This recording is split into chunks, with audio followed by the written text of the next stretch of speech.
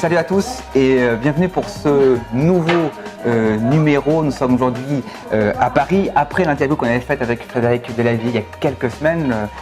Aujourd'hui, je reçois Yovan Delourme, ici présent à ma droite. Alors, un homme d'action, on va dire, entrepreneur principalement et surtout auteur et écrivain de ce livre que j'ai reçu il y a quelques jours, que j'ai lu avec grand plaisir, en tout cas vu parce que c'est un album aussi pas uniquement écrit mais surtout photographique, le guide des mouvements du MMA, mixed martial art, pardon, donc les arts martiaux combinés ou mixés. On peut dire que le MMA c'est une activité qui a eu beaucoup de succès avec notamment McGregor. Ouais, Conor McGregor, qui a fait connaître le MMA un peu partout dans le monde sur la dernière année, là, puisqu'il est très, très regardé. C'est un sujet qui me passionne parce que, autant vous dire, je ne connais pas du tout le MMA et j'ai trouvé ça super intéressant de pouvoir te rencontrer parce que dans la vie on a beaucoup de choses à apprendre et ce bouquin, j'ai pris beaucoup de plaisir à le lire, à le voir. En quelques mots, pourquoi ce livre? Pourquoi est-ce que tu as voulu… c'est quand même 400 pages, hein, c'est ambitieux. 450 pages et encore je me suis retenu, on aurait pu en mettre plus. Ça c'est justement la prévision d'être déjà un tome 2 puisque je suis déjà sur le tome 2, donc voilà, on a un peu de travail. Pourquoi ce livre? J'ai eu cette idée-là en 2015. Alors, toutes les histoires ont toujours, tous les projets ont toujours une histoire. C'était au bord de la piscine, en vacances. Et pourquoi j'ai eu cette idée de livre? J'ai appelé Frédéric quasiment dans les 5 minutes qui ont suivi parce que sans arrêt sur les réseaux sociaux, on me posait des questions sur la raison réelle et les blessures réelles que provoquaient les techniques en MMA. C'est-à-dire on va créer des armes blocs sur le coude ou créer des étranglements. Et très souvent, la jeune génération, en découvrant nos disciplines, ne comprenait pas, par exemple, pourquoi est-ce qu'on s'endort quand on nous étrangle et pourquoi on se réveille. Donc pourquoi ça tue pas. Voilà, c'est un exemple. Hein. Et puis d'un coup, je me suis dit, mais c'est incroyable, est-ce qu'il existe un livre qui explique ça? Nos techniques sont tellement complexes et très très ouvertes sur plein de choses. Est-ce qu'il existe un livre qui explique les réelles situations et la réelle raison physiologique, ou mécanique ou biomécanique? J'ai appelé Frédéric Delavier. Bon, dire Frédéric, j'ai un projet, mettre des techniques et toi derrière tu me fais des dessins et on trouve un doc qui va nous expliquer toutes les réelles. Voilà. Et voilà comment j'en suis venu à faire un livre. D'accord. J'ai mis 1 an et demi. Qui est-ce qui pratique aujourd'hui le MMA en France? C'est une discipline qui est en pleine époque. Ça monte beaucoup. C'est de pire en pire. Chaque mois, on a de plus en plus de monde. C'est de mieux en mieux, on va dire ça. C'est de mieux en mieux. Alors, je pourrais dire de pire en pire parce que on attend que l'État fasse quelque chose pour nous ou au moins nous regarde. Alors, pourquoi est-ce qu'en France, justement, c'est un sport qui fait peur aujourd'hui?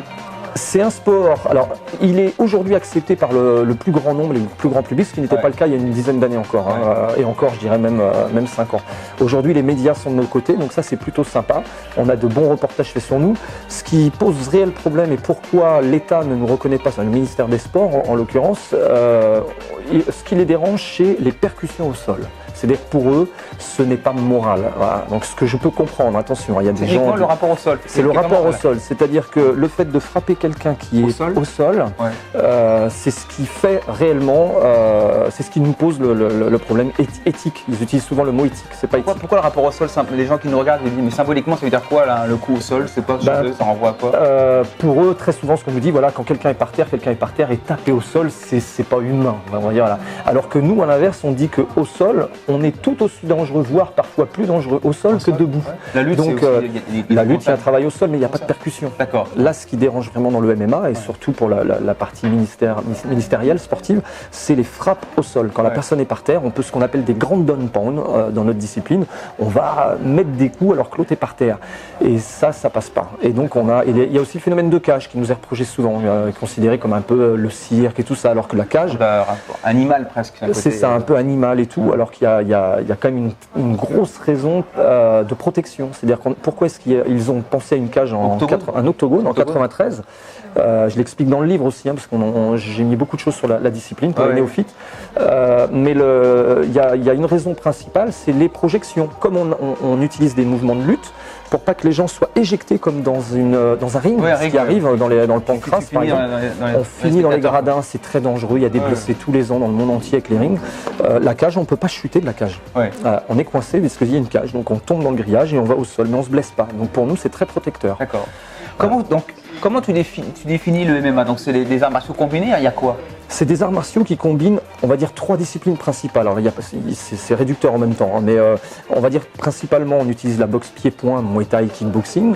On va utiliser la lutte pour les emmener au sol. Et puis le jiu-jitsu brésilien pour les combinaisons techniques de sol, c'est-à-dire les étranglements, les guillotines, les clés de genoux, clés de talons, les clés de bras, voilà, les armes blocs, on appelle ça. Donc 3 disciplines. Et ça en fait plus qu'une aujourd'hui, le MMA. C'est devenu vraiment une discipline à part entière, hein. Il y a encore quelques années, quand on enseignait, on partageait les disciplines. Aujourd'hui, c'est une discipline sur une heure de cours ou 1h30, on fait du MMA. D'accord. Voilà. Toi, ton parcours, c'est quoi? Alors, tu pourrais en quelques mots, tu es un spécialiste du jiu-jitsu, de la boxe thaï? J'ai commencé les arts martiaux très jeune, j'étais enfant grâce à ma mère. Pourquoi tu as commencé les arts martiaux? Ah, alors là, c'est la genèse du. Alors c'est très compliqué, je ne vais pas rentrer dans tous les détails, mais je vais t'en donner un. Les gens, voilà, c'est pas un gros secret, mais vie de jeunesse un peu compliquée.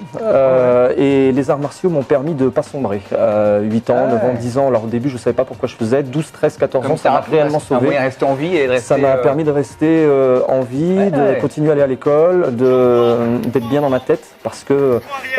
Un bon message adressé aux gens qui ont besoin de rester connectés avec rester connecté. Voilà, avec l'action, comme dirait Frédéric. C'est l'action. En fait, c'est vraiment l'action qui m'a permis de rester, de ne pas sombrer, pas de finir mal, surtout. Parce que j'aurais pu finir mal. D'accord. Et donc, ça m'a permis de garder un chemin, une direction. Donc, à 8 ans, j'ai commencé par le karaté. Et puis, à 16 ans, je me suis mis à faire de la boxe. À 20 ans, je me suis mis à faire du jiu-jitsu. Et puis voilà, à un moment donné, on a son club. Je crois que mon club, le premier, je devais avoir 23 ou 24 ans. C'était en 97. Ouais. Et puis voilà, petit club. Et puis un jour, de plus en plus gros, voilà, jusqu'à aujourd'hui, avoir un gros club. Tu as fait beaucoup de compétitions, Très peu. J'en ai fait très jeune. Et très rapidement, je me suis rendu compte que ce n'était pas la partie qui me convenait. J'étais pas fait pour ça, pour plein de raisons. La première, j'étais peut-être trop mauvais joueur, c'est-à-dire que j'avais énormément du mal plus jeune à accepter que je pouvais perdre. Donc ça pouvait me mettre des semaines et des semaines à encaisser. Ouais. Donc j'ai très vite compris que j'étais pas fait pour ça, et d'ailleurs très souvent les compétiteurs, les combattants, tout ça, je m'épate, parce que moi c'est pas la préparation qui me surprend, c'est l'après. C'est comment tu gères gérer une réussite, ça va très bien. Gérer une défaite, c'est très compliqué. Et la compétition, tu apprends à gérer des défaites. Alors je l'ai appris différemment, je l'ai appris dans l'entrepreneuriat et dans les premiers métiers que je faisais. Aujourd'hui, tu as une école de 1200 élèves, qui est quand même assez énorme, en Bretagne, c'est ça? C'est ça, c'est une des plus grosses en Bretagne. Après, on fait pas c'est pas une compétition ça encore, hein. C'est-à-dire que c'est parce que j'ai un gros complexe. Tu enseignes. Voilà, il y a de l'enseignement, il y a 4 coachs, enfin voilà. On verra en même temps quelques images durant l'interview, on te voit en vidéo avec pas mal de personnes en train d'enseigner. On voit qu'il y a une belle émulation en fait. Oui, il y a toute une pédagogie qui a été travaillée pour justement garder les gens. Mais il y a tout un ensemble, un état d'esprit de team dans notre club qui fait que je pense qu'on attire beaucoup de monde sur Rennes, parce qu'on ne retrouve pas ça dans les autres salles de fitness. On a 45 on a 45 salles de sport à Rennes, ce qui fait une très grosse concurrence avec les gros réseaux. Et nous, on sort du lot. Parce qu'en fait, ce qu'on propose est totalement différent. Déjà visuellement, c'est très américanisé, donc la jeune génération aime bien. Et puis après, il y a déjà une grande cage centrale dans la salle, donc déjà c'est impressionnant. Et puis on a des grosses machines, les machines de Frédéric Delavier d'ailleurs. Comment ça s'appelle les machines de la vie, Extrême Delavier. Voilà, je cherchais Extrême Delavier. D'accord. Et puis on a aussi du Matrix, qui est un très bon partenaire aussi avec nous. Voilà. Pour revenir à ton bouquin, alors, on va le montrer un peu à la caméra. Donc, moi, j'appelle ça plutôt effectivement un livre, mais aussi un album photo. Oui. On voit plein de tous les mouvements qui sont un peu séquencés ou décortiqués. Pourquoi est-ce que tu as voulu avoir cet angle éditorial en définitive? En fait, chaque détail compte. Sur la partie martiale, très souvent, les néophytes, les débutants vont pas s'attarder sur les détails. Et pourtant, chaque détail, sur la partie jiu-jitsu, par exemple, des détails de 1 cm peuvent faire la différence pour forcer l'adversaire à taper. Et donc j'ai essayé d'apporter beaucoup d'importance sur les fameux détails, les centimètres qui comptent, qui vont faire la différence pour soumettre l'adversaire. Donc ça a été important. Donc oui, il y a 1400 photos, ça fait beaucoup. Ouais, c'est énorme. On a mis 1 an et demi avec toute l'équipe à travailler parce que je suis évidemment pas tout seul. Quand on fait un projet comme ça, on est nombreux à travailler derrière. Mais il y a ta femme dans le livre qui joue le rôle. On est une famille, je suis assez fier de ça. On est une famille mixed martial arts, c'est-à-dire que tout le monde pratique. Tout le monde pratique. T'as des filles, je crois. J'ai 2 filles, les 2 filles sont pratiquantes. Ouais. J'ai une fille qui est aujourd'hui coach, qui a passé ses diplômes et qui est coach. Ma plus petite pratique, mais je pense qu'elle passera aussi par le stade de l'enseignement. On est tous pratiquants et notre club est d'ailleurs très familial puisque c'est mon gendre, c'est ma fille, qui aujourd'hui s'en occupe principalement parce que nous on a d'autres entreprises, mais voilà. Dans le bouquin, il y a un certain Juji Gatame, la vie du doc. Juji Gatame. C'est qui ce monsieur-là? Alors, Paul Mathieu, il est extraordinaire. Il s'est intéressé à notre sport. Je l'ai appelé un jour et je lui ai dit, Paul Mathieu, tu fais un super travail sur la musculation, puisqu'il donne les détails, les blessures sur la musculation. Et je lui dis, je parle de MMA, il connaissait pas, enfin il connaissait de nom, mais pas vraiment dans la discipline. Et je lui dis, j'ai besoin de toi, on fait un livre et je veux vraiment avoir l'appui d'un médecin pour tout ça. Je ne veux pas juste avancer ce que je sais, je veux avoir des appuis réels. Et il m'a dit, pourquoi pas, envoie-moi déjà 1 ou 2 vidéos et des techniques, dis-moi où tu ressens les douleurs et ce que tu en penses. Et puis voilà comment l'histoire a commencé. J'ai commencé avec 1 vidéo, 2 vidéos, 3 vidéos. C'était un peu technique parce que je lui envoyais des vidéos techniques que je faisais en expliquant les mouvements. Je lui mettais avec des vidéos de combattants qui provoquaient la blessure et puis j'essayais de lui expliquer où on ressentait les douleurs et avec ça il m'a fait un super, et puis lui après a fait des bonnes, il a passé 1 an et demi aussi avec nous à bien travailler sur le sujet et c'était très très intéressant et il m'a même appris des choses, c'est-à-dire qu'on croit tout savoir mais jamais, c'est-à-dire qu'on apprend tout le temps. C'est perpétuel, on apprend tout le temps. Et même des fois il me sortait des choses où je dis ça c'est génial, je le prends et je le mets dedans, c'est vraiment intéressant pour les apparemment il faut frapper au foie. Il faut frapper, il y a plein d'endroits, il y a plein de cibles, mais le foie est très intéressant, bien sûr. Parce qu'il n'est pas protégé. Il n'est pas protégé, exactement. Il n'y a pas la cage thoracique, n'est pas là. On l'explique dedans, c'est vraiment pourquoi le foie, voilà, c'est expliqué dedans. Et il n'y a pas la cage thoracique qui est une protection un peu comme un pare-choc de voiture. Le foie n'est pas protégé par la cage thoracique ou très mal protégé. Tu me disais que dans ton école, tu avais un taux de fidélité assez élevé. Enfin, quand on arrive en mars, on reste à la fin de l'année, quoi. C'est exactement ça. Ça, c'est un vrai sujet. Je l'ai justement, c'est un de mes secrets de longévité de mes adhérents et de mes élèves. Et je l'ai expliqué dans le livre. C'est-à-dire qu'il y a le coin des coachs et le coin des élèves. Et dans le coin des coachs, j'ai toujours été surpris. D'ailleurs, j'en fais bondir certains quand je le dis, mais j'aime bien aussi faire bondir des gens, les faire réagir un peu, les sortir de leur zone de confort. Mais tous les clubs, ça ne va pas que pour les sports de combat, Rémi, ça va un peu, ça va dans tous les sports, mais on a tendance, en septembre, on est tous contents, on fait des belles rentrées, si on peut faire, c'est génial. Il y a 100 adhérents, on est tous contents, tout le monde met des vidéos sur Facebook, regardez, j'ai plein de monde. Et c'est très marrant parce que grâce aux réseaux sociaux, aujourd'hui on le voit, on ne peut pas le cacher, arrivé en décembre, la majeure partie des structures, que ce soit associatives ou privées d'ailleurs, arrivé en décembre, ils ont à peu près perdu 50% de leurs effectifs, 70-50%. C'est-à-dire quand ils ont démarré à 100 en septembre. C'est un peu comme à la fac, ça. C'est exactement ça, c'est un peu comme à la fac.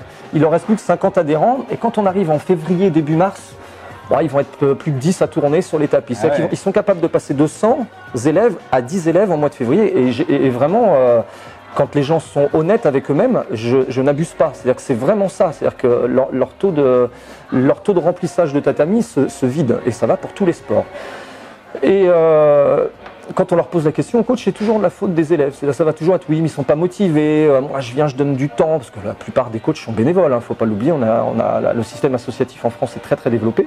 Donc ils donnent de leur temps, ce qui est déjà chapeau. Moi, je leur dis, c'est vraiment c'est magnifique. Mais est-ce qu'un restaurateur accepterait, au bout de 3 mois, de perdre 50% de sa clientèle sans se dire je dois faire mal à manger, je dois mal servir, voilà.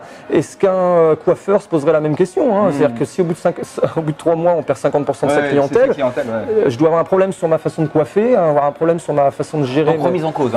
Donc la vraie question, c'était remise en cause. La remise en cause. Moi, j'ai mis énormément de temps puisque je dois avoir près de 25 ans d'anciennement et j'ai compris en 2014 quand ça devait être vital pour moi de remplir du monde. C'est que quand il a fallu que la structure fonctionne, parce que j'avais de gros loyers à payer, tout ça, bien sûr. sur les structures, il a fallu vite que je me dise pourquoi est-ce que j'ai, je vais dire n'importe quoi les chiffres là, mais 100 élèves en septembre, et pourquoi en décembre j'en ai plus que 50 et en février ils sont plus que 20. Et à un moment donné, il a bien fallu que j'accepte de me dire non, mais c'est moi qui ne veux pas être bon, c'est pas possible, il y a quelque chose. Et pourtant j'étais persuadé, comme tous les coachs, de faire du bon travail, d'amener ce que j'aimais. Et donc j'avais une grosse équipe derrière moi de travail, et ils ont organisé ça. C'est-à-dire qu'ils m'ont fait tout un système de QCM non nominatif, ça a duré 5 mois, et où on posait des questions à tous les élèves qui venaient participer. Et des questions parfois même dures pour le coach, hein. C'est-à-dire que j'étais attaqué clairement. Mais c'était le but, c'est-à-dire de dire ils vont pas mettre leur nom, donc ils vont nous donner un résultat clair. Pourquoi les gens... Et c'était un de mes secrets, c'est-à-dire que je l'explique dans le livre, je vais pas, là c'est un peu long. Hein, mais tu vas plaire à beaucoup de gens qui veulent garder effectivement... Qui veulent garder leurs effectifs. Et leurs calories, comme dirait Fred. Leurs calories, comme dirait Fred, c'est très important. Et même le plaisir de transmettre. Je vois tellement de coachs, je vais surtout parler des bénévoles, ceux qui gagnent leur vie avec ça, c'est un peu différent. Mais les bénévoles qui accordent du temps, au détriment souvent de leur famille, leur propre famille, ils vont en compétition le week-end quand ils emmènent des jeunes et tout. Ouais, mais j'en vois très souvent qui m'envoient des messages en disant Yovan, je suis démotivé, je crois que je vais fermer le club, arrive en décembre, j'ai perdu la moitié, ils sont pas motivés. En fait, c'est juste la méthodologie qui est pas bonne. Et moi, j'ai revu toute cette méthodologie avec mon équipe en disant voilà, les élèves n'aiment pas ça, les élèves n'aiment pas ça, les élèves n'aiment pas ça. Et alors là, on a des grosses surprises, surtout, moi, ma spécialité, c'est les arts martiaux, les sports de combat et c'est l'enseignement. Moi, je suis tombé sur le cul. C'est-à-dire qu'à un moment donné, je me suis dit, c'est incroyable, ça fait 20 ans que je fais ça, j'étais persuadé qu'ils adoraient ça, et en fait, ils détestent. Mais par ego, ils ne nous le disent pas. Je dis bien par ego, hein. L'homme, je dis bien l'homme, c'est juste un exemple, l'homme, 80, alors il faudra revérifier parce que je ne sais pas parfaitement en tête, mais je crois que c'est 97 ou 98% des hommes détestent les sparring. Ça c'est très fort, hein. C'est-à-dire que quand ils sortent des cours, ils disent tous c'était génial, j'ai adoré, on s'est battu. Et en réalité, quand ils rentrent chez eux, ils disent ah, quelle horreur. Quelle horreur, ah ouais, c'est génial. C'est génial. Quand j'ai su ça et quand je l'ai compris avec ce fameux travail de toute mon équipe derrière, je me suis dit c'est terrible, tout ce que je croyais est faux. Fausse croyance sur son... C'est terrible. Et j'en rencontre encore combien aujourd'hui qui sont d'excellents instructeurs, d'excellents coachs, qui ne comprennent pas parce qu'ils sont à 10 ou 15 élèves alors qu'ils en mériteraient 50. C'est simplement leur pédagogie qui est à revoir. Enfin, la méthodologie, c'est pas la pédagogie, c'est la méthodologie et ce qu'il faut emmener aux gens. C'est comme ça. En France, on aurait plutôt tendance à dire, on reconnaît un bon. Alors, la question toujours, est-ce que tu as été un bon combattant? C'est un truc de fou, ça qui mélange combattant et bon coach. Ça n'a rien à voir. Même au foot, on peut être un footballeur moyen et être un excellent entraîneur, par exemple. C'est exactement ça. J'ai un bon exemple. J'ai un bon exemple. Souvent, je cite Philippe Lucas. C'est-à-dire que Philippe Lucas qui a mis je souris avec ça. Ah bon, Philippe Lucas était un bon compétiteur, peut-être pour emmener. Bien sûr que non. Personne ne peut remettre en cause le fait que quand il a décidé d'emmener un champion aux Jeux Olympiques, il l'emmène. C'est un exemple. Hein. On l'a vu, il l'a prouvé plein de fois. Il y en a des centaines d'exemples comme ça dans le monde entier. Mais il ne faut pas mélanger les choses. Il faut repérer ce qu'on voit, pas ce qu'on va lire sur un mur et dire waouh, il a plein de diplômes, il a plein de ceintures noires, il doit être trop fort. Mais non, c'est fédéral, c'est ce qui se passe. En plus, c'est des réglementations, c'est différent. Il ne faut pas confondre la réglementation avec les réelles qualités du coach. Voilà, c'était Yovan Delourme, auteur du livre Le guide des mouvements du MMA, super bouquin pour les experts mais aussi les non-experts. Moi qui ne suis pas expert, j'ai pris beaucoup de plaisir à le lire et surtout à le voir parce qu'il y a beaucoup de photos, d'illustrations à retrouver sur Amazon et sur toutes les bonnes librairies, la FNAC notamment. La FNAC, les Furets du Nord. Les Furets du Nord. Voilà, donc achetez-le, il est super. Moi, je vais terminer en te remerciant, Rémi, parce que souvent, on ne remercie pas les gens qui nous accordent du temps et nous mettent en avant. Moi, Rémi, je te remercie. J'invite tous les gens qui me suivent et qui me regardent sur les réseaux sociaux et qui vont regarder cette vidéo à s'intéresser au travail de Rémi. C'est un travail bien sympa avec des vidéos, des interviews sympas où il décrit aussi des choses sur des livres. Enfin, moi, j'adore. En général, si vous me suivez, si j'adore, vous allez adorer. Voilà. Merci à toi, c'est sympa. Rémi. Et puis, une petite dédicace pour finir à Fred. Bien sûr, Fred, on adore Fred. C'est quelqu'un d'extraordinaire. Donc, ouais, on le remercie, on l'embrasse. Tout ce qu'il fait, c'est génial. Merci à toi. Merci.